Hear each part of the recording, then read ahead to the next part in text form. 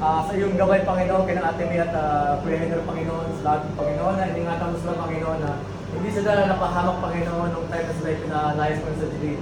Lord, salamat po sa bagong opportunity na ibinigay mo sa kanila na magkaroon sila bagong tahanan, Panginoon.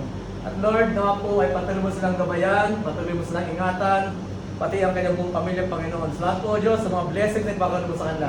Salamat po, O Diyos, na kayo magpaprovide ng mga pangailangan na para sa kanilang tahanan, Panginoon. Salamat po, O Diyos, na yung mga nawala sa kanilang Panginoon, babalik sa kanilang Panginoon, at lubos-lubos pa, Panginoon.